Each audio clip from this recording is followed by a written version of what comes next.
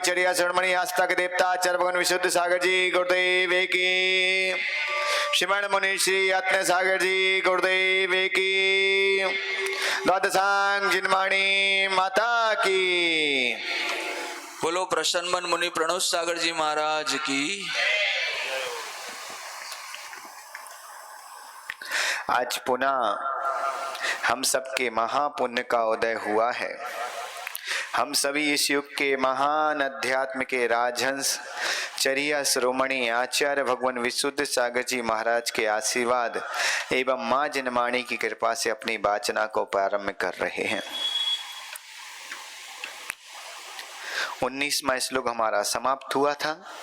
आगे आया कौन सा? 20वां श्लोक। और 20वें श्लोक का पहला छंद ततो जिनेन्द्र भक्तिर्ण्यो, मतलब जिनेन्द्र भगवान का भक्त, जिनेन्द्र भक्त। कौन सा 5वां अंग कौन सा है? बोहन का मीन समझते ना, किसी की बुराई को देखकर दूसरों को नहीं बताना। पर ऐसा भी नहीं कि किसी की बुराई देखकर दूसरे को नहीं बताना, कम से कम उसको तो बताना, वरना सुधार भी कैसे होगा। क्यों बताना? स्थितिकरण के उद्देश्य से बताना। मान लो राकेश भाई मंदिर गया और मंदिर में जाके रोज मंदिर जाए और रोज मंदिर में जाके द्रव्य चढ़ाता, और द्रव्य चढ़ाते जाते राकेश क्या हो रहा है कि जिस द्रव्य में अपन चढ़ाते हैं जिस थाली में, उस थाली में तुम्हारा बार बार हाथ टच हो और बार बार तुम चढ़ी हुई जो जो द्रव्य चढ़ाने वाले हो उस द्रव्य को छू रहे हो। अब तेजस ने देख लिया और 25 लोगों को बताना, देखो राकेश को तो द्रव्य चढ़ाना भी नहीं आता। अच्छी बात है भाई, नहीं आता है, कोई बड़ी बात है, नहीं आता। मां आप सब यहाँ बैठे हो हैं, आपको एक मिठाई है बंगाली मिष्टी दोए बनाना आता? नहीं आता? खाना आता है? आता है? अब बताओ। जरूरी नहीं जो चीज तुम्हें नहीं आती हो दूसरी को करना नहीं आता, तो कम से कम उसको अभी द्रव्य चढ़ाना नहीं आता, पर द्रव्य चढ़ाना पड़ता इतना तो आता। हमने कभी इस चीज की तारीफ की कि चलो उसको द्रव्य चढ़ाना नहीं आता, इस चीज की तो बुराई की, लेकिन इस चीज की कभी हमारे मुख से तारीफ निकली कि उसको चढ़ाना पड़ता इतना तो आता। तो आचार्य महाराज क्या करें कि किसी के दोष दिखने पर उसको बताना कि भाई देखो तुम्हारा उस थाली में अगर हाथ स्पर्श हो रहा है और उस स्पर्श हाथ से अगर तुम जे वाली द्रव्य भी छू रहे हो तो वो सारी की सारी क्या है? निर्माल है। बुरा नहीं मानो तो एक बात बोले, पक्का बोले, बुरा तो नहीं मानोगे? तुम सब जो चौके में पूजा करते हो पूरी द्रव्य निर्माल ही चढ़ाते हो।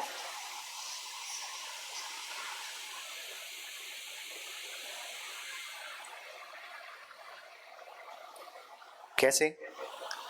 जिस थाली में चढ़ाना उस थाली में ही तुम्हारे जल चंदन लगे रहते, उसी में स्थापना रखी रहती है, और फिर क्या करते? चढ़ाते समय क्या करते हो? उसी थाली से उठा के उसी में जल चंदन चढ़ा देते हो। तो भाई अगर उसमें एक दाना भी चढ़ा हुआ चढ़ गया तो वो थाली निर्माल हो गई, और उसके स्पर्श से अगर तुमने जल चंदन फिर चढ़ाया तो वो थाली क्या हो जाएगी?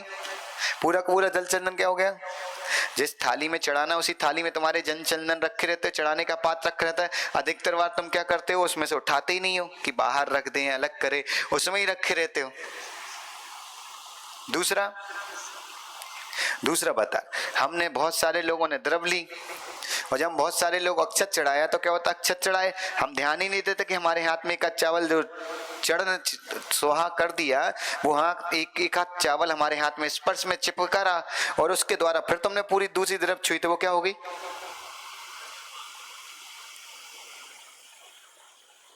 है जैसे मंदिर में आते, अच्छी चीज बता रहा हूँ, बहुत काम की बात निकली इसलिए सीख लो। मंदिर आए, मंदिर आके क्या होता है? हम सीधे आते, धोती दुपट्टे पहन के, जो कलश हमारा रखा उस कलश से हम जल छूते। तो भाई तुम्हारे हाथ तो अशुद्ध हैं, अब तुमने उस कलश को छुआ तो वो कलश अशुद्ध हुआ कि नहीं? तो कायदे से क्या होता है? किसी दूसरे से जल लेना। चौकों में तो हम लोग इतना अशुद्ध खाते, क्या बताएं तेजस? एक पात्र रख दिया जाता है, उसमें ही सब लोग हाथ धोते रहते। अब वो एक दूसरे के मेल में एक दूसरे के हाथ धो रहे, अब वो कहां से शुद्धि हो रही? एक कटोरा रहता है, कटोरे में जल भर दिया, उसमें सब लोगों ने हाथ डुबा के धो दिए। अगर ऐसा हुआ तो, अरे तुम्हारी नहीं बता रहा हूँ, यहाँ की थोड़ी बता रहा हूँ, मैं नॉर्मली बात बता रहा हूँ। ठीक है, जैन साहब को काय को टेंशन दे रही हो? है होता मंदिर में होता है कि हम जाते हैं तो क्या करते हैं, हमने सीधा जो कलश से जिससे हमें हाथ धोना उसको हमने स्वयं छुआ। अब हाथ क्यों क्यों धो रहे हैं हम?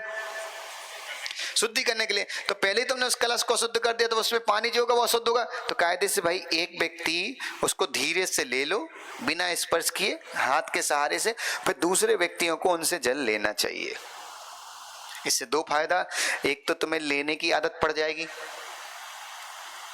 लेने की आदत पड़ने में क्या होगा, अगर मान लो कभी राकेश के मन में है कि नहीं हमें प्रणुत सागर जी से नहीं बोलना, वहां प्रणुत सागर ही खड़े मान लो किसी कारण से, तो कम से कम इस बहाने बोलना पड़ेगा।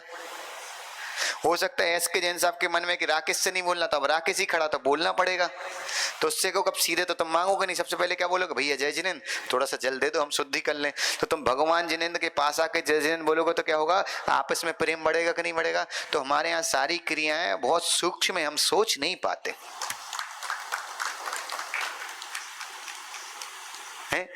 अब क्या है, अभिषेक करने के, अभिषेक करते करते पता कैसे होता है, अब मान लो तीन मूर्ति, एक छोटी एक बड़ी और एक इससे बड़ी, हमें क्या होता है, हमने तो कलश लिया, जहां स्थान मिला वहां हमने जय जय जय नाथ परम गुरु कर दिया।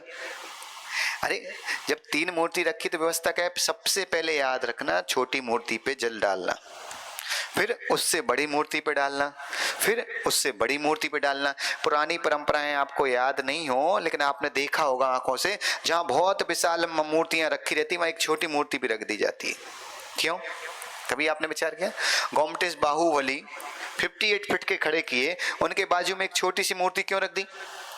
इसलिए नहीं रखती, लोग बोलते इसलिए कि भाई रोज बाहुबली का अभिषेक नहीं होता उसके प्रतीक में हो, नहीं, पहले यहाँ अभिषेक करो फिर उनके मस्तक में जाओ, क्योंकि जैन परंपरा में नीचे से ऊपर जाया जाता है, हमारे यहाँ ऊपर से नीचे नहीं आया जाता। हम मध्य लोक से सिद्धालय जानते हैं, सिद्धालय से मध्य लोक, हमारे यहाँ पुनः जन्म नहीं होता, इसका प्रतीक है वो कि परमात्मा का दोबारा जन्म नहीं होता। आप में से कितने लोग हैं जो लोग मंदिर में जाके चंदन लगाते हैं? सभी लगाते। और कितने लोग हैं जो मंदिर में जाके चंदन घिसते? फ्री का चंदन घिस मेरे नंदन। ऐसा नहीं, मंदिर के अंदर चंदन लगाते हो, मंदिर के अंदर का जल भी उपयोग करते हो माँ, तो याद रखना, हकीकत बताऊं, आप सन्मति पार्क में 20 घर हो, ठीक है, हमारे मंदिर में जैसे 2 या 1 स्टाफ है, मान लो काम कर रहा है, तो आप सबको एक प्रयास करना चाहिए, एक राशि सबको अपने हिसाब से देनी चाहिए। समझना क्यों? अगर आप वो राशि देते हो केवल इसलिए कि वो कमेटी को दे दो कि भाई इससे स्टाफ का आजीविका की व्यवस्था की जाए, उनको पैसा नहीं दोगे तो वो भी काम नहीं करेंगे। और वैसे तो कायदे से माँ को ही मंदिर में आके सबसे पहले घर की माँ को, घर के जिनालय, जो जिनालय जो हमारा मंदिर होता है हमारे घर में नहीं है, इसका मतलब ये नहीं, जिस जिनालय से हम जुड़े हैं वो जिनालय हमारे घर का होता है। याद रखना, जिस जिनालय से हम जुड़े हैं वो जिनालय हमारे घर का होता है। घर के अंदर भगवान रख लेना वो गृह चित्तालय होता है, और जिस जिनालय से हम जुड़े वो हमारे घर का मंदिर होता है। हमारे समाज की माँ को आके वहां झाड़ू लगानी चाहिए, वहां पोंछा लगाना चाहिए, लेकिन इतना नहीं भी हो पा रहा तो कम से कम हमारी समाज में एक व्यवस्था होनी चाहिए कि एक द्रव्य, एक राशि हम फिक्स कर ले, जिससे जो वहां वर्कर काम कर रहा है, जो पुजारी काम कर रहा है, उनको हम पैसा दें। याद रखना, किसी व्यक्ति ने 1 का सिक्का गुल्लक में डाला और वो भगवान जिनेंद्र की भक्ति के लिए डाला, और वह पैसा किसी की तनख्वाह में जा रहा, तो जितने लोग वहां दर्शन करते, जितने लोग उस मंदिर से जुड़े, उन सबको पाप पड़ता है कि तुम्हारे कारण, तुम्हारी व्यवस्था के चक्कर में उसके दान का दुरुपयोग हो गया। बुरा मत मानना, हमने पहले बोला जो व्यवस्था है वो तुम्हें पता होनी चाहिए।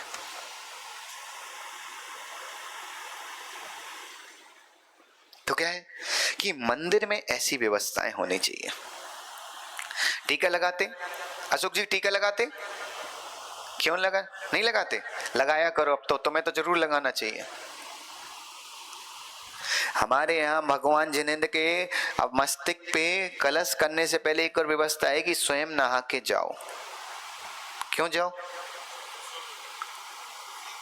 अरे बाबू, हमारे परमात्मा इतने पवित्र हैं कि तुम उनको अपवित्र में भी छू लोगे तो वो अपवित्र नहीं होंगे। इसलिए शुद्धि के लिए नहीं, शुद्धि तो काय की शुद्धि हो जाए इसलिए। और दूसरी चीज, जब तुम भगवान के अभिषेक से पहले नहा के जाते हो और अपने शरीर को पहुंचते हो और पहुंचने के बाद भी वजस्थल का पानी नहीं सूखे, इसका मतलब है तुम 3 दिन के अंदर जाने वाले हो। अब सीधे भगवान के मंदिर में जाओ, वापस घर मत आओ। इसके प्रतीक के लिए रोज स्नान करने की व्यवस्था हमारी परंपरा में है।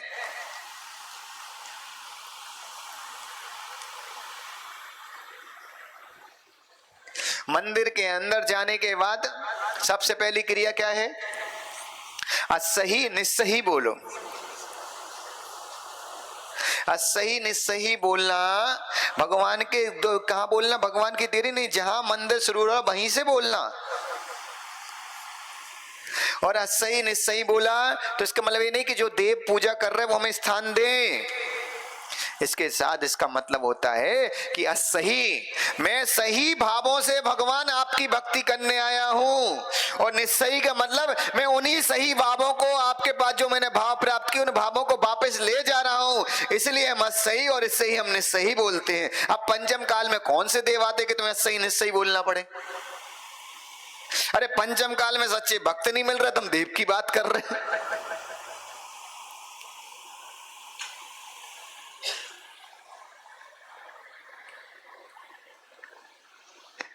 और जो हम मंदिर के अंदर, सही बताएं बुरा में लग जाएगा, माँ आप सबको तो कितनी अच्छी व्यवस्था करना चाहिए। तुम लोग इतने सौभाग्यशाली जो सन्मति पार्क के अंदर रहते हो, इतने सौभाग्यशाली हो कि सीढ़ी से उतरो तो सामने जिनालय हो सकता है।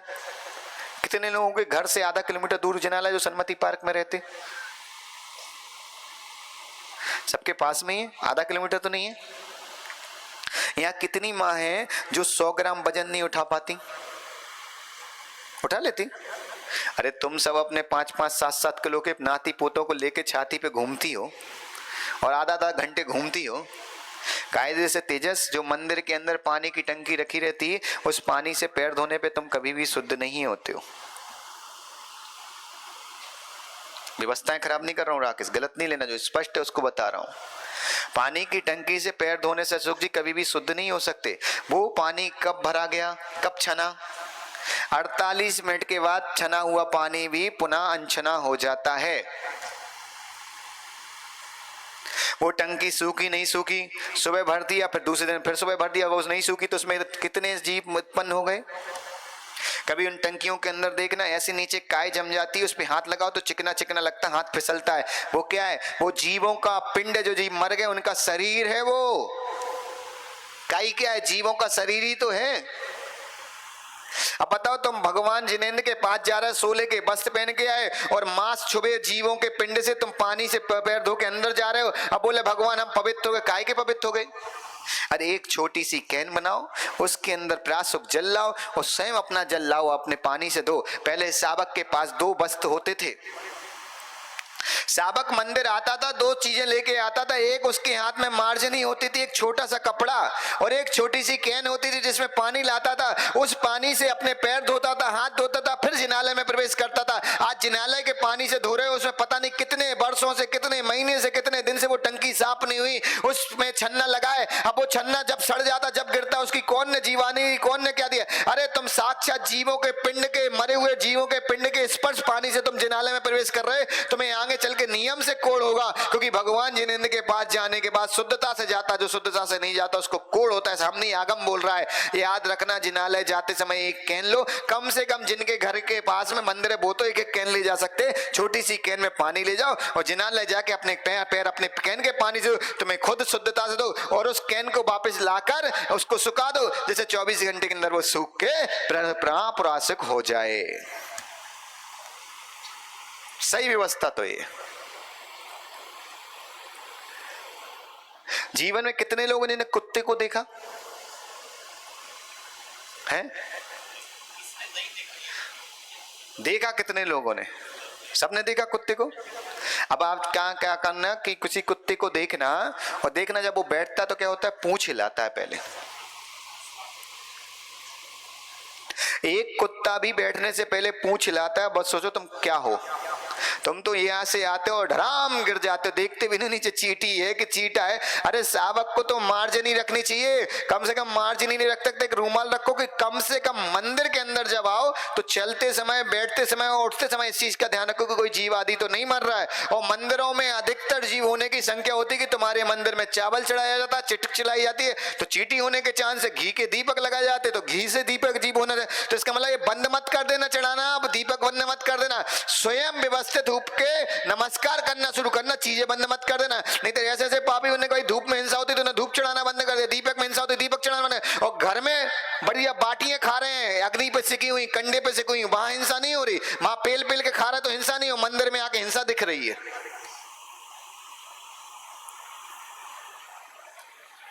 तो ऐसे नहीं, मार्जनी माँ आप सबको तो कहते ना, अच्छा पल्लू इससे पहले थोड़ा सा मार्जन करो फिर व्यवस्थित रूप से बैठ जाओ।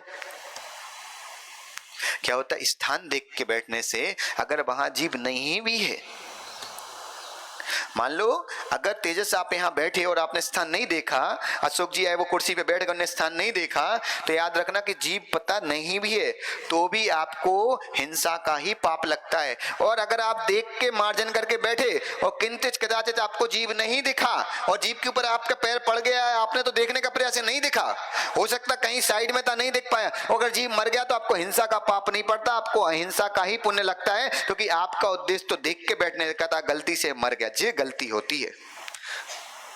अब बताओ कितने जीवों के ऊपर हम बैठ गए होंगे आज तक मंदिर के अंदर, केवल मंदिर की बात कर रहा हूं, बैठे कि नहीं? तो ये सारी चीजें हमें इतनी व्यवस्थित रूप से करना, इतने अच्छे से करना कि हमें पता चले। हमने अशोक जी से बोला था कि चंदन नहीं लगाते तो लगाना शुरू कर दो। पहली चीज, हमारे यहाँ कोई बिंदी नहीं रखी जाती,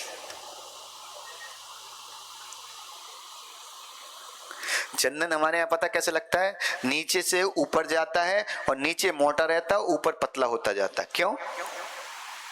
क्योंकि नीचे का मतलब हम मध्यलोक से सीधे सिद्धशिला जाने वाले हैं, तो क्या है सिद्धशिला क्या है, पापों के भार से पतली है, हल्की है, जो हल्की होती है वो पतला होता जाता है। उसी तरह हमें यहाँ पापों से भरे और ऊपर उठते धीरे धीरे पतले हो जाएंगे, पापों के भार से पूर्ण रूप से पतले हो जाएंगे, इसलिए हम नीचे से मोटा और ऊपर से पतला लगाते हैं। और दूसरा, अशोक जी चंदन लगाया, चंदन की सीमा होती 1 से 1.5 मिनट के अंदर चंदन तो हम देखना नियम से सूख जाएगा, और जिस दिन 2-3 मिनट हो गए नहीं सूखा उस दिन तो बिल्कुल मंदिर से बाहर मत जाना, 6 घंटे के अंदर तुम्हारा राम राम सत्य होने वाला है, तुम्हारे शरीर की पूरी गर्मी नष्ट हो गई है, पूरा शरीर ठंडा पड़ गया। ऐसा नहीं कभी कोई व्यक्ति एसी में से आए एकदम ठंडा ठंडा फिर बोले नहीं सूखा तो गुरुदेव अब नहीं मरे, अरे सब बताना पड़ता है, बोले गुरुदेव तुम झूठ बोल रहे थे।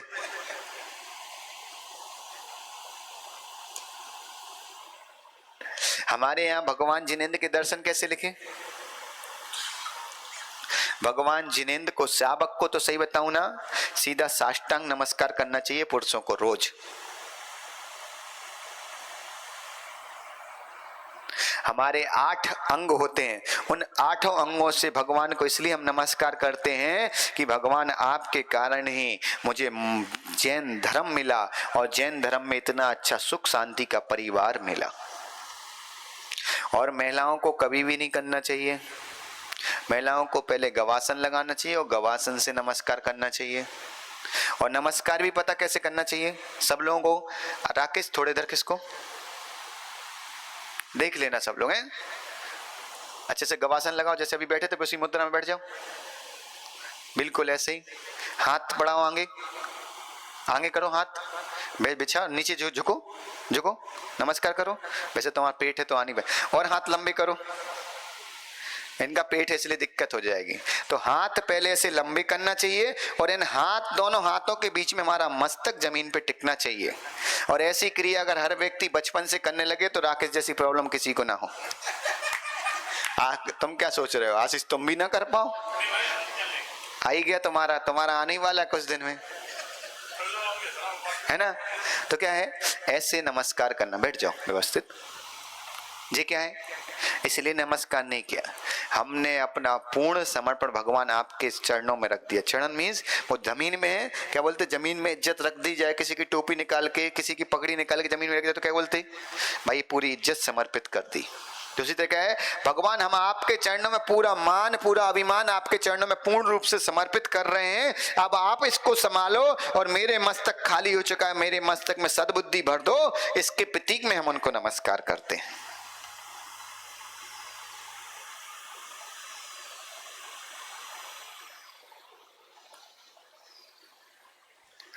और आपने ध्यान दिया, फिर नमस्कार करने के बाद हम 3 शरणोक्ति करते। शरणोक्ति मतलब पता क्या होता है? 3 आवर्त करो, ऐसे 3 आवर्त। क्यों किए 3 आवर्त? क्योंकि आप 3 लोक के स्वामी हैं और फिर उनको नमस्कार करते। नमस्कार इसलिए कि 3 लोक के ऊपर जो सिद्ध शिला है, हम जो मंदिर में बैठे परमात्मा को नहीं, जो ऊपर सिद्ध शिला में बैठे परमात्मा है उनको यहाँ बैठे बैठे नमस्कार कर रहे हैं। सारी चीजें वही करते, बस थोड़ा सा हमने चेंज किया तो क्या हुआ? व्यवस्थित हो जाएगा कि नहीं? और उसके बाद तेजस, तुमने मंदिर में भगवान देखे? किसी मंदिर में एक आध ऐसे भगवान देखे जो बहुत हंस रहे हो? मुस्कुराना और हंसने में अंतर होता है। रामायण कितने लोगों ने देखी थी जब रामायण आई थी? अशोक जी, रावण कैसे हंसता? करके दिखाना एक बार।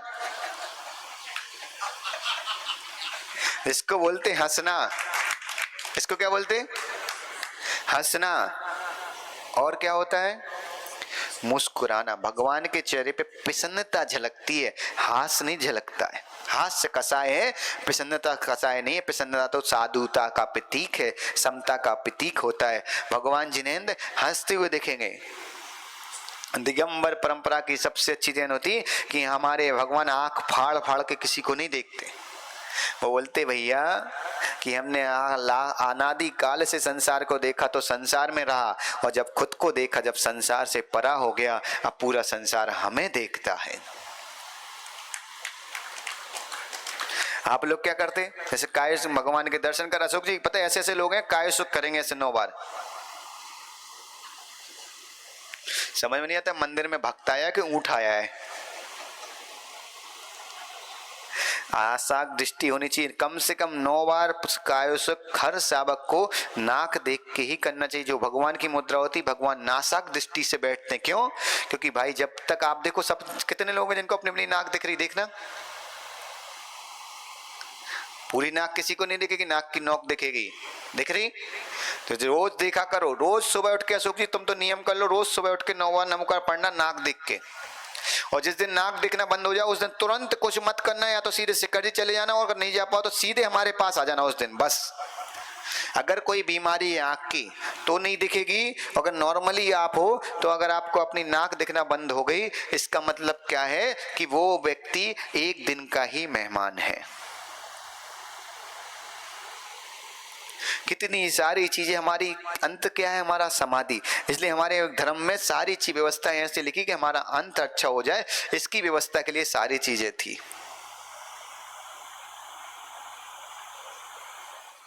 है कि नहीं? सारी चीजें कितनी अच्छी हमारे धर्म में कि हमारा क्या हो जाए? अंत अच्छा हो जाए। अच्छा आकाश, भगवान के सामने चावल कैसे चढ़ाना बेटा? आशीष है ऐसे करके छोड़ देना, चढ़ा दिया। कैसे चढ़ाना? ऐसे चढ़ाना। बताओ माँ कैसे चढ़ाना? मुट्ठी बांध के। जब भी मंदिर जाओ, पंच परमेष्टि के में से अरिहंत और सिद्ध के सामने जाओ तो 5 बार चावल चढ़ाना। एक बार बीच में अरिहंत का, सिद्ध का, आचार्य का, उपाध्याय का, साधु का। इसलिए नहीं, अरिहंत के सामने क्यों साधु का चढ़ाओगे? अरे आपने चारों गतियों को छोड़ के पंचम गति को प्राप्त हुए, इसलिए हम आपको 5 बार अर्घ दे रहे हैं। इसलिए जब भी जिनालय जाओ, भगवान के पास जाओ तो 5 बार अर्घ चढ़ाना चाहिए। अब बताओ 40 50 साल निकाल लिए, जे नहीं पता कैसे चढ़ाना चाहिए। जे सब पता कि नींद में भी अगर कोई पूछ ले कि माल कितने रुपए किलो, तो वो स्पष्ट निकल जाए। नींद में भी रेट याद है कि नहीं बड़े भाई? जिनवाणी माँ के सामने जाओ तो 4 बार अर्घ चढ़ाना। काय के लिए? पितवानी योग, कर्णानी योग, चरणानी योग और दिव्यानी योग के लिए। और गुरु के पास जाओ तो 3 बार चढ़ाना, सम्यक दर्शन, सम्यक ज्ञान और सम्यक चारित्र्य के प्रतीक के लिए। समझे? तो कैसे करके चढ़ाना? 3 स्थान पे चढ़ाना। 4 बार चढ़ाना तो 2 अंग आजू बाजू, 2 उनके ऊपर, और 5 बार चढ़ाना तो 4 कोने में और 1 बीच में। कि ये 4 कोने जो हैं ये नरक गति, देव गति, मनुष्य गति और तिरंज गति हैं। आपने इन 4 कोनों से उठकर जो बीच की पंचम गति जो सिद्ध शिला है उस स्थान को प्राप्त किया। उसके प्रतीक में हम आपके चरणों में अर्घ्य समर्पित कर रहे हैं।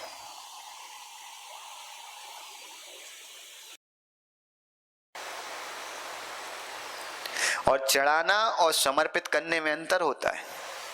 हमारे यहाँ अर्घ्य नहीं चढ़ता, अर्घ्य समर्पित किया जाता है। चढ़ाना क्या है? हम जैसे लोगों को नहीं चढ़ा देते बातें दे दे के, अरे मामा जी तुम तो बहुत अच्छे हो, बहुत सीधे, चढ़ा दिया मामा, चढ़ गए। तुम ऐसे भगवान को चढ़ाने आए? प्रदीप भगवान को चढ़ाते हो कि समर्पित करते हो? चढ़ाना मीन्स तो तुम जानते हो ना, तुम्हें लोग चढ़ाते कि नहीं चढ़ाते? अरे प्रदीप तो बहुत भोला वाला महाराज जी, इतनी जिनवाणी की सेवा कर रहा, तुम्हें याद रखो, तारीफ नहीं कर रहा, तुम्हें चढ़ाते हैं और तुम चढ़ जाते हो। और चढ़ाते भी कहाँ है? ऐसे झाड़ पर चढ़ाते जहां तने नहीं होते, फिर छोड़ देते, गिरो तो सीधे नीचे ही गिरो धड़ाम। तो क्या है? ऐसे अर्घ्य चढ़ाना नहीं, समर्पण करना। क्यों? समर्पण में क्या होता है? हम अपने पूरी भक्ति को समर्पित करके आपको कुछ द्रव, क्या चढ़ा रहे? क्या चढ़ाते? थोड़ी सी द्रव। भगवान हम तो अपार पाप से हमने अपार वैभव को संचय किया है, उसमें से थोड़ा परिग्रह को हम आपके चरणों में चढ़ाते, जिससे हमने जो पाप रूपी परिग्रह वो हमारा पुण्य रूपी परिग्रह में परिवर्तित हो जाए, इसलिए हम वो द्रव चढ़ाते। सोचो हमारे आचार्यों की कितनी अच्छी देन है, कितना अच्छा उपकार है कि इतनी सारी चीजें हमें बता के गए कि लेकिन हमने कभी खोल के देखा नहीं।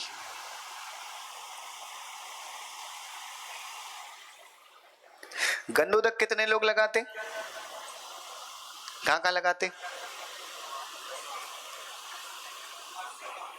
आंख पे, मस्तिष्क पे और सीने पे। क्यों लगाते? तुम्हारे मस्तिष्क में उल्टा सीधा कहां चलता है? देखता कौन उल्टा सीधा? और चिंतन कौन करता उल्टा सीधा?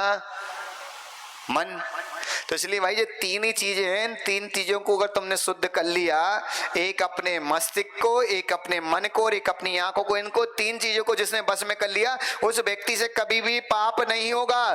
पहले देखती आंखें हैं, फिर सोचता मन है और करने की प्रोसेस बनाता है मस्तिष्क है। इसलिए हम तीनों स्थानों पे गंधोदक लगाते कि भगवान तुम्हारे स्पर्श जल से जो गंधोदक है उससे हमारे तीनों स्थान इतने पवित्र हो जाए कि ना हम बुरा सोच सके, ना बुरा देख सके, ना बुरा चिंतन कर सके। इसलिए हम 3 स्थानों पे गंधोदक लगाते हैं। अब तो इतना अच्छा तो हमारा जैन दर्शन है? इतना प्यारा दर्शन मिला, इतनी अच्छी अच्छी इसमें बातें हैं। कभी विचार किया कैसा करना चाहिए? अभी तो ऐसी स्थिति है राकेश कि तुम तो बस गुरुदेव लगा के रख दो थाली, हम खा के चले जा रहे हैं। हमें ये भी नहीं पूछना कैसे बना, काहे का बना, हमें तो भूख लगी, खाए और चल दिए। उसी तरह हमें भाई ये मंदिर आना है, रोज हमारा नियम है, सो आए और चल दिए। पता ही नहीं आए काहे के लिए थे, क्यों नहीं आए, क्यों नहीं आना और क्यों आना है। कितने लोग हैं जो गुरु को रोज नमस्कार करते? याद रखना, गुरु को नमस्कार क्यों करते प्रदीप? क्यों करते? थोड़ा तेज बोलो, तेरी आवाज तो बहुत तेज है। गुरु हमें सबको सिखाता है, इसलिए प्रदीप भाई नमस्कार करते हैं। मालूम इतने अच्छे हैं जी, तुम लोग इतने स्वार्थी हो, अगर तुम्हें कुछ नहीं मिल रहा होता ना तो तुम नमस्कार करने भी नहीं आते। सिकारा तो मिल ही रहा है ना, याद रखना, गुरु पूजनीय हो तो इसलिए भी हम नमस्कार करते। गुरु हमसे चारित्र में इतने महान है कि जिस चारित्र के बारे में हम सोच भी नहीं पा रहे, उस चारित्र को धारण करते, इसलिए नमस्कार करते। और नमस्कार करते समय हमें से याद रखना कि मस्तक को उनके अंगूठे में लगाना, क्योंकि पूरे शरीर की एनर्जी व्यक्ति के अंगूठे में आके वास करती है। तो गुरु के अंदर जो समता के परिणाम है, जो उन्नत जिनमर की एनर्जी है, उस एनर्जी का थोड़ा सा अंश अगर हमारे मस्तिष्क में प्रवेश कर जाए तो हमारा मस्तिष्क भी समता जैसा हो जाता है। इसलिए हम गुरु के चरणों में, उनके अंगूठे में अपना मस्तक लगाते, उनके हमारे मस्तिष्क में उनकी एनर्जी जाने से हम भी पवित्र हो जाते, इसलिए हम गुरु को नमस्कार करते।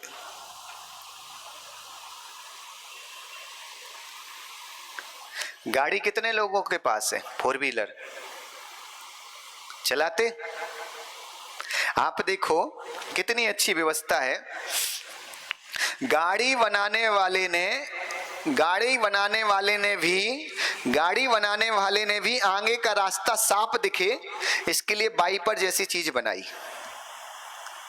गाड़ी बनाने वाले ने भी आगे का रास्ता साफ दिखे इसलिए वाइपर जैसी चीज बनाई। इसी तरह ऊपर वाले ने कुछ लोगों को बनाया जो तुम्हारी जिंदगी में गुरु के दर्जे पे आते हैं, और वो तुम्हें केवल वाइपर का काम करते कि भाई तुम्हें जीवन का रास्ता साफ दिखे। इसलिए जिस तरह से गुरु वाइपर का तुम ध्यान रखते हो कि कब खोलना कब नहीं खोलना, उसी तरह गुरु की वाणी का ध्यान रखा करो, क्योंकि उनकी वाणी ही तुम्हें आगे के संयम के रास्ते को साफ दिखा सकती, बाकी संसार में और कोई नहीं दिखा सकता। इसलिए गुरु की वाणी को हमेशा श्रद्धा से सुना करो।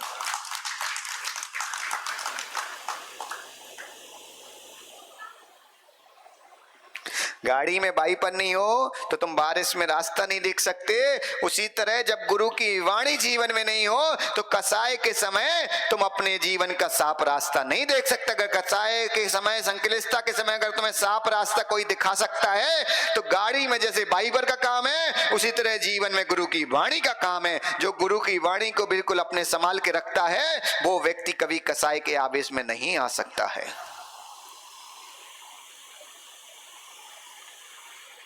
मजा आया आज, है ना? आज और एक और सौभाग्य का विषय है। साधु बनने के बाद कई साधु थे लेकिन लोग उनको